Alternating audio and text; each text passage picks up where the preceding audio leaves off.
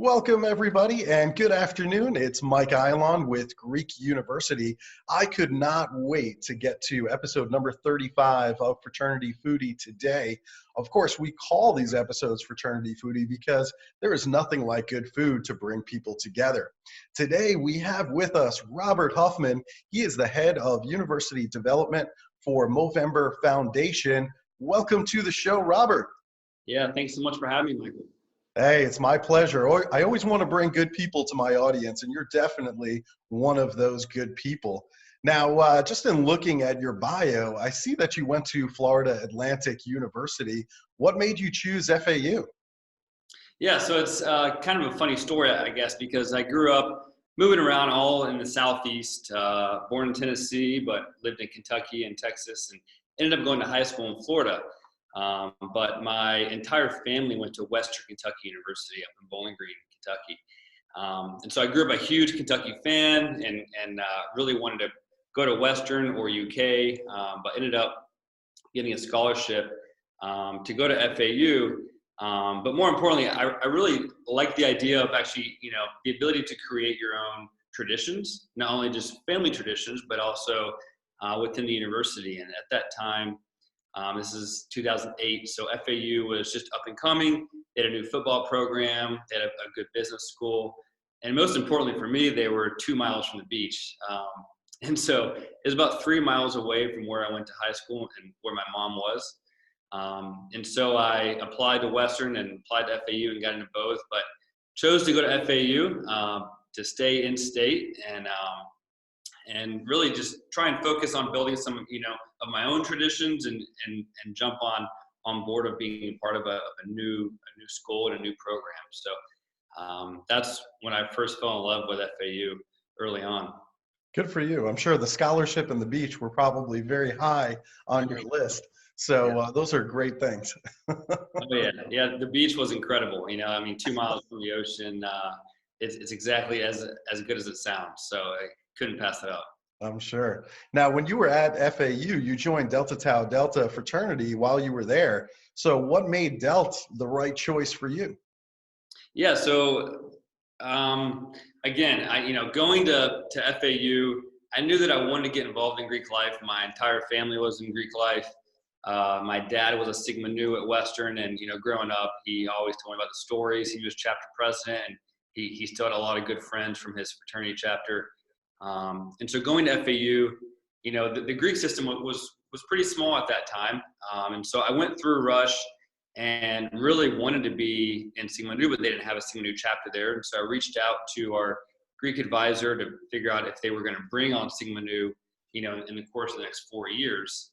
And he said no, but they were bringing on Delta Tau Delta in the spring of 2009. So I decided to wait and not rush and not go through recruitment for that fall and wait for Delta to come on board, because I really like the idea, again, of creating our own reputations and starting fresh. Some of the chapters down there I just didn't really think I fit in with. And so I love the idea of, starting something new. And as we started recruiting in that spring, we, got about 30 guys to build this chapter and build this colony at first. And I really loved talking to the guys.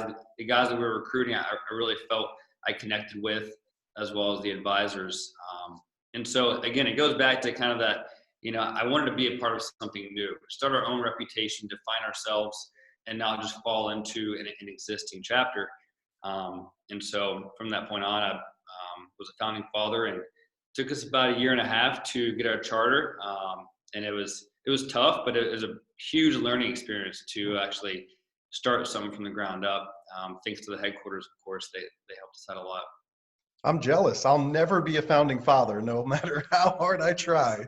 It'll never happen for me. So I'm jealous that you had that experience. And what I will tell you is that people who are founding fathers in their organization, they typically have a lot of success over their careers, because building something from scratch, as you know, is very, very difficult. It's a much different experience than going into something that's already existing. So if you do have the opportunity, anybody who's listening here on the podcast now, if you have the opportunity to be a founding father, take a serious look at it, because it'll pay dividends for you over a lifetime. There's no question. Yeah. Yeah, exactly. I mean, you learn so much about yourself, as well as who what kind of tradition do you want to create within your own university, and the ability to actually create a sustainable organization going forward is the most difficult part, right? So once you graduate, how can you make sure that this organization continues to prosper and be successful? And I mean, sometimes just stay on campus, right? I mean, we all know how difficult it can be, to manage 100 people in a fraternity. And so all those little nuances of starting your own organization, fall into being a founding father, but it was an incredible experience. Yeah. Now, you're a very humble guy. I look over some of the positions that you held at FAU, and I'm kind of blown away, to be quite honest with you. You were student body president. You served on the IFC exec board. You were chapter president at Delta. So you must have had a whole bunch of accomplishments there at FAU. What are you most proud of in terms of your career there at FAU? Yeah, that's a good question. Something that I've kind of, just been thinking about in terms of my experience at FAU, because you get so caught up with everything, you don't even realize what you're doing at the time. But probably what I'm, most proud of is actually being a founding father. For me, that's kind of what started it all. And it kind of started that hunger, of getting involved in a lot of different organizations. I never saw myself as a political person, was never involved in student government in high school. But by being in a fraternity and starting to meet other people within the fraternity system, I met a guy named Aiden Maher, who was in another fraternity. He was a Phi Delta, and he was the president before me. And so that kind of opened up that opportunity to actually run to be student body president. So without being in a fraternity, without being a founding father, I probably would have never actually gotten involved in so many different things and taken on those leadership roles. And so early on, I would say being a founding father is probably the one thing that I'm most proud of. Yeah, I love that you laid it out that way, because I don't think many of us really know the full extent of what's going to happen as a result of joining this fraternity or joining this sorority. And you end up meeting contacts from all over campus. And I just think your network is so large. Once you join an organization and get involved, you never really quite know what that's going to lead to. So I'm also very grateful for my experience as an undergrad, being chapter president, because again, you just get exposed to things that ordinary students that just go to class and come back, they just don't get. And so that's why I fight so hard for Greek life, because I believe so much in that experience. Yeah, and I'm sure that we can both attest to this, that how that college experience then trickled into a professional career, and with you with Sigma Pi, and with me by being in a fraternity, led me to be in student government, which led me to get a job in finance, and then it all kind of circled back into working with Movember, which I initially got involved with my fraternity. So it's kind of crazy, how it all works into your career. Mm-hmm. And that's when when I talk to college students, it's so, important that you guys really get involved in so much early on in college to figure out what you don't like and what you do like, whether it be internships or leadership opportunities. Do you like being at the top, or do you like being in the middle? Do you like doing events, or do you like doing accounting? And that's the great thing about fraternities too, is that you kind of get to play around with a lot of different roles and figure out what suits you best. That's great. Now, you mentioned Movember. You're now working for Movember Foundation. You're doing work in community development. You're doing work in fundraising, social impact. So what made you choose to work full-time for Movember? Was it that college experience, and then you just wanted to continue doing that as a professional? How did that happen? Yeah, so going back, so I initially got involved in Movember during my sophomore year in college. And so we were just a bunch of fraternity guys who we hosted philanthropy events, brotherhood events, but we didn't really feel like we were actually making impact within ourselves. How could we start breaking down some conversation barriers? And a buddy told me about Movember and said you can grow a mustache for charity and for men's health. And so that is kind of what sparked the interest for me. I was like, that's hilarious. I can't believe that we can actually do something good while growing a mustache. Meanwhile, none of us could really grow a good mustache. That wasn't the point. And so that's when it kind of all got kicked off, and we, raised a couple grand our first year, and I just thought it was funny that you could grow a mustache for Men's Health. And fast forward a couple years later, when I came home for Thanksgiving dinner, and I had this silly little mustache on my face, sat down for dinner, and up until that point, my mom had always told me that my dad had died from my grandfather had died from a heart attack. When he was 37 years old, my mom was 9 years old. So filling out family trees and all the conversations, that's how he died. And so when my mom asked me why I was growing a mustache, I started listing off all the causes: prostate cancer, testicular cancer, men's mental health and suicide prevention. And although I wasn't really, extremely connected to any of our causes, I really supported men's health in general. And that's when she actually decided to open up about her dad's suicide, my grandfather's suicide. And so at that point, just a shiver went through my entire spine, because then at that point, I knew, wow, I've actually been affected by suicide. Meanwhile, my whole life, I never thought that I had been. And so at that point, though, the mustache meant a lot more to me, because it started this dialogue with my mom that's still going on today with my entire family about depression, and what her dad was going through. But at that time, especially with masculinity, he couldn't really seek help. It was frowned upon to really dive into talking about depression and anxiety. And so they feel like they couldn't open up to the community about his death. And so they just kind of kept it to themselves. And so that's initially what got me so interested in Movember early on. And then, to answer your question, I then went on to work in aviation finance for 5 years. And finance was never really my forte, but I really want to learn about it. And so did that for 5 years. That was a great experience, but I really want to get back into kind of making a difference with my career and merge business strategies with philanthropy. And so that's where I'm at now. So a position opened up at Movember, went through the application process, didn't get the first position. And I was like, okay, well, that door's shut. And then a couple of weeks later, they called me and said that they were going to create a new position, and they wanted me to come on board. So it's kind of funny how it's all come full circle. And initially, I thought that door was shut from Movember, but it opened back up. So here I am, been here for 2.5 years.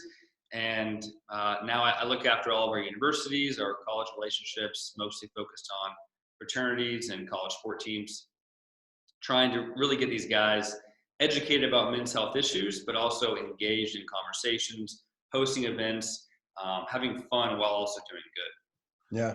I love that you just kind of changed course when you recognized that this really wasn't what you wanted to do for a lifetime in terms of the aviation finance. And I've had a similar path. I had a degree in accounting, and I went into accounting, worked my way up from staff accountant up to CFO. And then I realized, you know what? I don't really want to do this for a lifetime. I want to make an impact on this world and somehow leave it a better place. And if I can work with college students in order to make that happen, then I think we can make something really incredible. And that kind of started the work with Sigma Pi's headquarters, and then eventually with Greek University. And now I just feel much more fulfilled. And so, I think that's an important lesson to the audience, is to be okay with changing gears if things don't work out the way that you expected. Yep. And just to your point, like, just because you're doing something right now out of college, because you got to, pay down your student debt, whatever it is, doesn't mean you have to do it forever. But it's important, to your point, to get those skills, especially as a CFO, to really understand how a business works from a financial perspective. And then you can really take those skills and apply it to what you're really passionate about. And through that, you can probably be a lot more successful because you have that experience. Amen. Yeah, that background has really helped me as an entrepreneur, because I don't have to hire an accountant to look at the books, for example. I understand what a balance sheet and income statement is all about. So I think if you're going to be an entrepreneur, that kind of a background, a finance type background, is very, very important. So that's really good. Now, what are some of the student success stories with Movember that you want to share with our audience? I'm sure you've seen some pretty amazing things happen on college campuses. Yeah. Oh, yeah. The first one that I'll share goes back 11 years now with a guy that So the first year that we did Movember was very, very small on our college campus. And we even got like the fraternity and sort of life advisors involved to help support us. And so our first Man in Movember, which is the student or campus professional who raised the most money, was actually Ryan O'Rourke, who was the executive director of AFLB. He was our fraternity advisor. And so that's just a funny little moment that I always think back to, and again, how it all comes full circle. But we've had a lot of incredible experiences. I mean, let's see, going back from when I was in college, we got the women in the sororities really involved. So we hosted a Miss Movember pageant in which the sororities were really the ones that were championing men's health, along with the fraternities. And the way that we've always said is that every woman has a man in her life that they care about and they want to keep around longer, whether it be a brother or a boyfriend or a father. So how can we get the women involved in the conversation to really, champion men's health? And that actually encourages more guys to get involved in the campaign and in their health as well. So getting all the stories involved was a great time. Just recently, actually last year, the SAE chapter down at Texas Christian University made a significant donation. They secured a grant of $100,000 and donated to Movember. And they said, our only ask is that this go to mental health initiatives. And so we sat down with them and we said, guys, this is amazing. How can we actually make this, fit more with what you guys really want to do? And what are you guys looking to actually invest these funds in? And so we sat down with them, and what they told us is that there's not a whole lot out there in terms of mental health support for college men. And so right now, it's been about 8 months or so, and we're now developing this program that'll be specifically for college men here in the U.S. around mental health and suicide prevention. And so it'll be free for all college students to educate young guys about what is mental health, first and foremost. What is anxiety? What is depression? How do you break down some conversation barriers with the men in your life? And even going beyond that, working also and educating more women on how to get women to talk to men about mental health issues too. And so we're really excited to work on that project. And again, it all started from the SAE chapter down at TCU. They came to us and they were really passionate about it. And one thing that I've learned is working with our student ambassadors and all of our college partners and all of our fraternity chapters is mental health is such a hot topic on college campuses right now. And a lot of guys especially are looking around for resources, and they just can't really find things that look and feel like them. And so how can we provide more resources for these guys that are not so medically minded or medically termed, but actually, we always use the term of going to where men are. And that also means speaking to the way that men speak. And so using the language that they can actually understand. And that's one of the things that we've kind of been trying to do, is understand what works for men, and then how can we actually go to where men are and educate these guys. Because we know, based on stats, that guys are not going to the doctor. They're not seeking help when they should. They're not going to the counseling center. And even if they do, there's sometimes a 2-month wait to see a counselor. So how can we go to where they are, which a lot of times is online. A lot of guys get their information from apps or from Google. They just simply search what's going on, hoping to find information. So how can we understand that and then provide more resources for them where they are? Yeah, I love that a big part of this campaign is mental health, and especially for men, because I do think it's critical. And typically, fraternity education has not revolved around mental health. If you look at prior new member education experiences and curriculum, very rarely would you see anything there about mental health for men. So how do we remove that stigma? How do we, on college campuses, ensure that the men are actually going to the counseling center or going online to get information, as opposed to hiding it or not dealing with it, or perhaps even other men in the chapter putting somebody down because they're having a difficult time? How do we get rid of that stigma? Yeah, another great question. And I definitely don't have all the answers, but I've seen a few things that have worked in the past. And so, I mean, from the top level, one thing is just engaging these guys in mental health conversations year round. And so using just even the term mental health on an everyday basis. So trying to eradicate the stigma around just the term mental health. is one thing. And we always say that, we actually don't use the word commit suicide. We use take their own life or died by suicide, because the word commit actually connotes committing a sin, right? Or a illegal act. And so we're trying to actually, change that by using different words such as die by suicide or take their life. Another thing is, especially for fraternities, actually starting a men's health committee within IFC or in PHC, in which, there's a men's health chair or even a mental health chair from each chapter. And then they all meet on a weekly or monthly basis and talk about issues that they might be seeing within their fraternity, and then raising that to the council level. And then how can the council, the governing board, how can they actually implement programs or bring on speakers to talk about what these guys are actually seeing? But it needs to come from the students, right? And so I think one thing that I've learned in working with students and fraternity headquarters is that fraternity headquarters are starting to realize that these young guys are actually wanting to engage in a mental health conversation, which is great. So how can we learn from these young guys what really is affecting their mental health, which is kind of a moving target consistently with social media and with access to so much through our phones. What is impacting these guys within their mental health, and what can we do to actually positively affect their mental health? And so I think by creating things that like a council for mental health within each fraternity, a mental health chair within each chapter, I think those things can actually do a lot in terms of finding somebody that if a guy is struggling with anxiety or being overwhelmed with the test, who can he turn to in his fraternity that can at least walk him to the counseling center, or at least provide him with more resources. And I've seen some fraternities actually already have this, and I've heard of a lot of great successful stories of how that's actually impacted the entire culture of mental health within their specific chapter. I love it. Now, let's say I'm an undergraduate student. Let's say I'm a member of Sigma Pi or Delta Tau Delta. What are some of the signs that I should be looking out for in the brothers in my chapter to kind of be aware of in brothers who might be feeling low? What are those signs to say, you know what, I need to intervene here and I need to help them get help? Yep.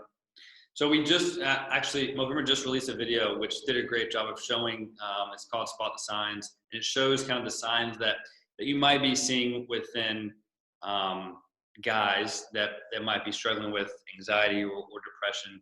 And again, I'll also caveat this with not all guys show signs, right? But how can we learn more about the guys within our chapter to understand what might be different? So things like if they're normally responding in a group text, right? Or they're usually sending emojis, or even things like they're usually sending exclamation points, and then all of a sudden they kind of stop and they slow down their texting, or they're just not engaged in the group chat as much, or if they stop showing up to events or things that they love doing. Say some brothers love going to basketball games, or they love tailgating, and then all of a sudden they start losing interest in those types of things that they traditionally love.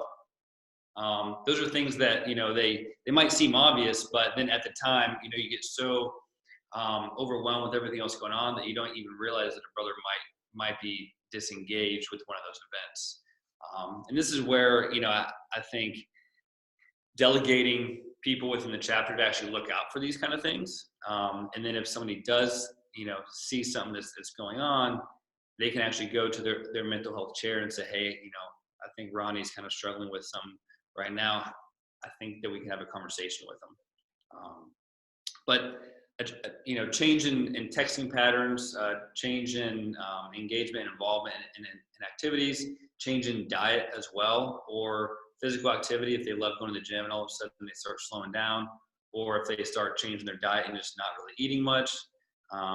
Any kind of change that you think might be due to either a breakup or bad grade on an exam, or something might be going on within their family, things like that. I mean, especially with fraternities, brotherhood is so important, and so it's key that we start actually making brotherhood really happen, right? In terms of getting to know each of the guys, who is the male role model within each of your brothers. Who do they look up to in life? Who do they want to be? What kind of man do they want to be?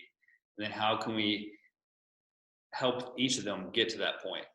And that's what I think, fraternities are all about. And that's why they're founded, and that's why they still exist. Yeah, those are some great signs to look out for. And I agree with you. I think fraternities should be the safest place on a college campus because we all should be looking out for one another. And if we see those signs, I think they're much safer in a fraternity environment because somebody could say, hey, I'm seeing something that doesn't look normal to me. But if you're unaffiliated and you don't have that support system, then sometimes people literally fall through the cracks. So that's one of the reasons, another reason why I'm a huge champion for fraternity and sorority life. And now my own fraternity, I know they're looking for a national philanthropy to adopt at some point in the future. And it certainly makes sense to me that our fraternity and really all fraternities should be focusing on men's issues. So, essentially tackling prostate cancer, testicular cancer, mental health, like we've talked about, and suicide prevention. So is Movember something that only happens in the month of November, or is this something that we can adopt and then do events all throughout the year? Yeah, I'm glad you brought that up because Movember is not just a 1 month charity. So we've been around since 2003. And while most people only know of us for the mustache month of November, we're actually a year-round charity. We're a global charity. And we work with fraternities year-round, especially in the spring and especially in the fall, obviously. And so to your point, so our two main focuses within college students is testicular cancer, which is the most common cancer of young men under the age of 40. And actually testicular cancer awareness month is in April. And so the spring semester is our big focus on testicular cancer, getting guys to actually start checking their testicles and doing self-checks. We've learned that 64% of young guys don't know how to actually check their testicles. And just recently, my good buddy from college, he called me 2 days ago, and he was just diagnosed with testicular cancer. So it's something that we might not hear about a lot, but it's happening. And we have multiple of our student ambassadors who have gone through testicular cancer as well. And so through the spring, we work on, really educating guys on how to check their testicles, hosting fun events. So we try and tackle serious issues in a very lighthearted way. So hosting meatball cook-offs or kickball cancer tournaments or low hoop basketball dunk contests, or even hosting a men's health panel, where you bring somebody from the counseling center, from athletics. You can have somebody from IFC or MPHC hop on board a men's health panel where you invite all the guys and talk about some of the issues around men's health, especially prostate cancer, which affects older guys starting around the age of 45 years old, which obviously with fraternities, there's not only actives, but there's a plethora of alumni who need to start understanding what prostate cancer is, because 1 out of 9 men will actually be diagnosed with prostate cancer. So our big focus in the spring is prostate and testicular cancer. And then, over summer is when we do a lot of our planning. So we work with chapters around planning for Movember for the mustache campaign in the fall. It's also when we do most of our recruiting for student ambassadors.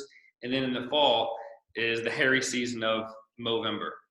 This is, again, what we're most known for, in which we work with chapters, IFCs, and PhDs around the country to host big shave downs on the 1st of November, where you invite sororities to come and shave off your face, clean shaven, where you can start the mustache clean for the next 30 days. And then you can, again, host men's health panels, bring on speakers. And then at the end of the month is when you can host a big stash bash. And this is important to celebrate all the money you've raised, the mustaches you've grown, and the conversations that you've started. As I said, we like to tackle serious issues in a very lighthearted and fun way. And that's what we've learned that works best for men.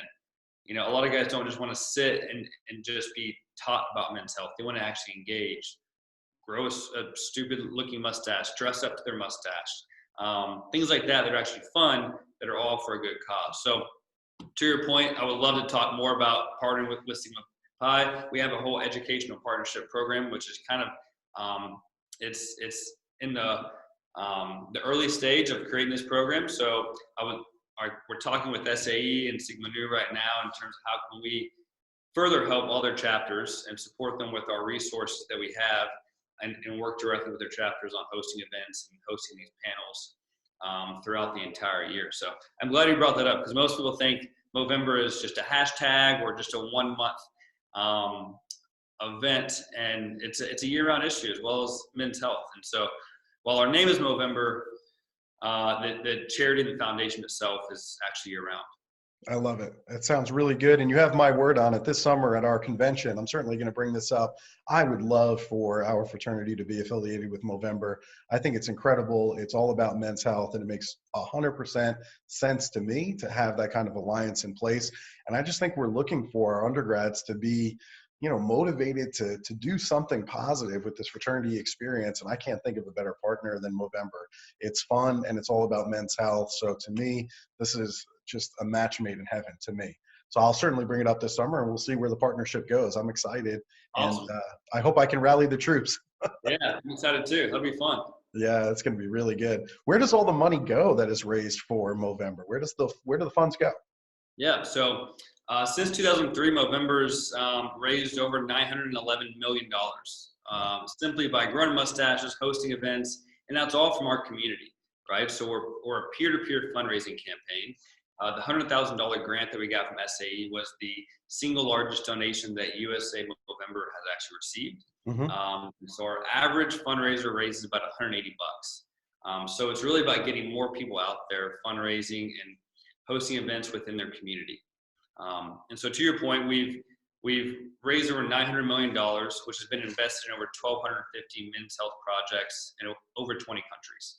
And so some of the projects that we're most focused on around prostate and testicular cancer goes everywhere from pre-diagnosis throughout the cancer journey, and especially the survivorship piece.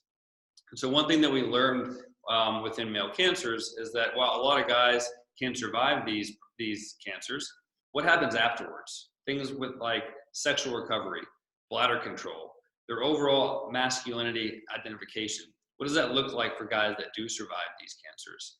And so True North is a program in which we've invested a lot of money into. It's managed and organized here at Movember, and that's where we've invested in programs for prostate and testicular cancer. We also partner with over 15 universities here in the U.S.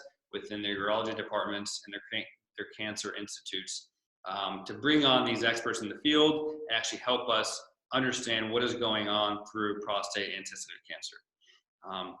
And then second, mental health and suicide prevention. And this is one that we've been funding programs since 2006, and we funded over 135 programs to date. And this is a broad range of programs. And so we're an early intervention and prevention funder of mental health and suicide prevention. So we're not a hotline. There is a suicide hotline that we can send to, and that's what we promote. But we're on the early intervention side. So how can we actually go to where men are early on in their lives and educate them about mental health issues early on? So for instance, Making Connections is a big program here in the US in which we've partnered with the Prevention Institute and the University of South Florida to actually find community-led programs and then invest in them. So the reason that we want to do that is that we don't want to go in and just tell people how to actually manage their mental health. It's important to understand what is going on within a community, especially within high-risk communities such as veterans, young men and boys of color. And so we've invested in 13 programs across the U.S., understanding what works for these communities, and then how can we actually further help them throughout their landscape for the next 5 to 10 years and potentially scale that going forward. Some other programs that I'm really excited about that are internationally, and hopefully we'll bring them to the U.S. here in the future. One's called Ahead of the Game, in which it works with young boys that play sports. How can we actually educate them about mental health while they play sports? Another one called is Farm Strong, and that's bringing farmers together and actually building a community of farmers. One thing that we've realized is that a lot of farmers, they become isolated because of their rural landscape. They don't actually build community level relationships. And so how can we bring them together to improve their mental health and their mental well-being? And then, as I mentioned, the one that I'm mostly focused on right now is a mental health program specifically for college men. And this is one that we're just now beginning.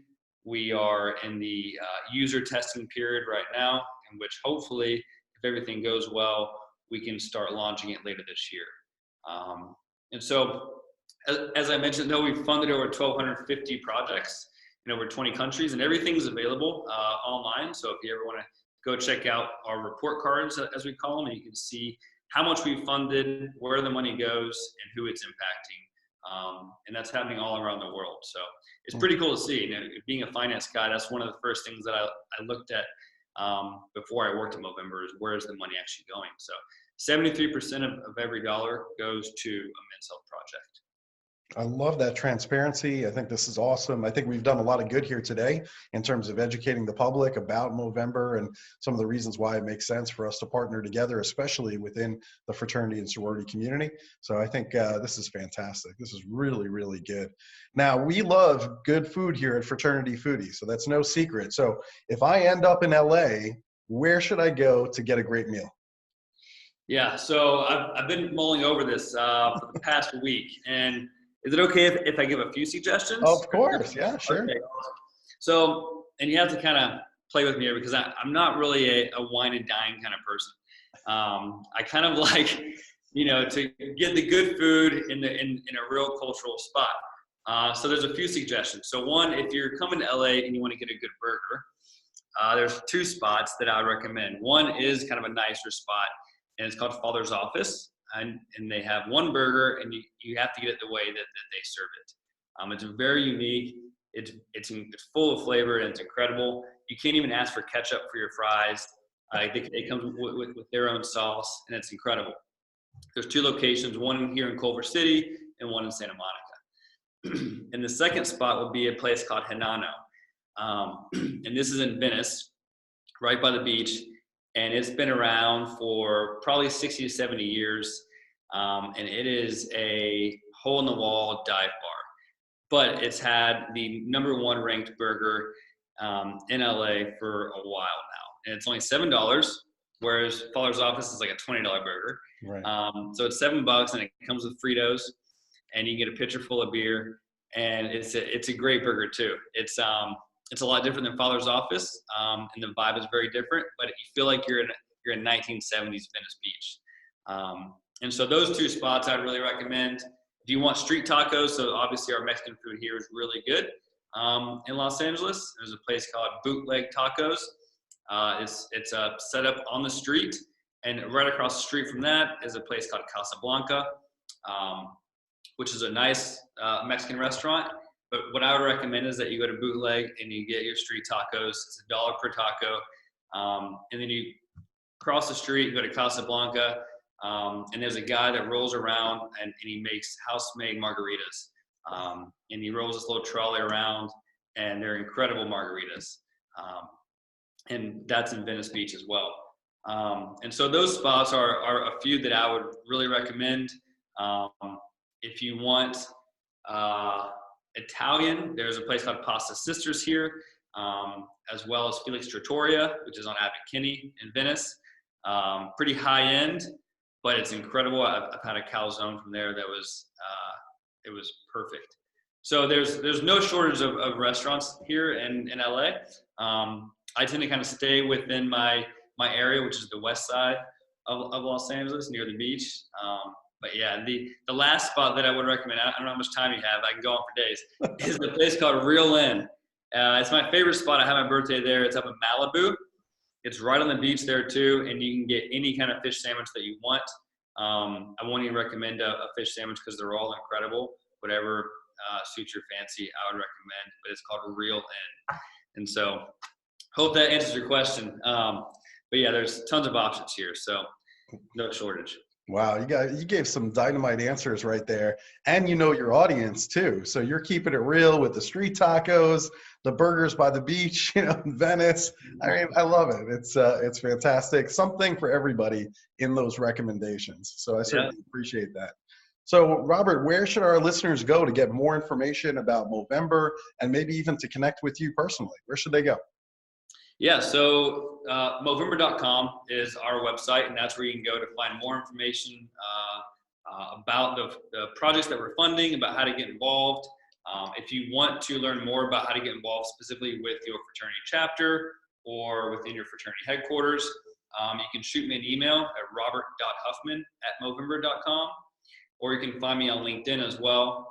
I would love to talk with anybody about not only just men's health issues or Movember, but also just the university landscape as a whole, or even aviation finance if somebody wants to get into that. So yeah, so those three ways are the ways that I would recommend of getting a hold of Movember. Excellent. You've done some really good work here, Robert. I appreciate all your time. And what can I say? You're a rock star, man. Keep up the good work.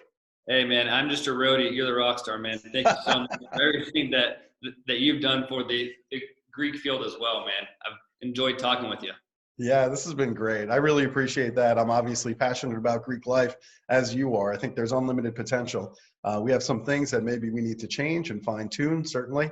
It's not that we're without problems. We certainly have our problems, but I think it's important that we continue doing the good work, and certainly Movember is a huge part of that. So thank you. Thank you to the entire team at Movember. Thank you for what you do and your friendship, and look forward to more conversations going forward. Yeah, man, I'm excited. Thank you, Michael. All right, it's my pleasure. And thank you to our audience. If you like this episode, please share it with your network. Please like it, comment, share, all of those good things. And we'll see you on the next episode of Fraternity Foodie. Bye for now.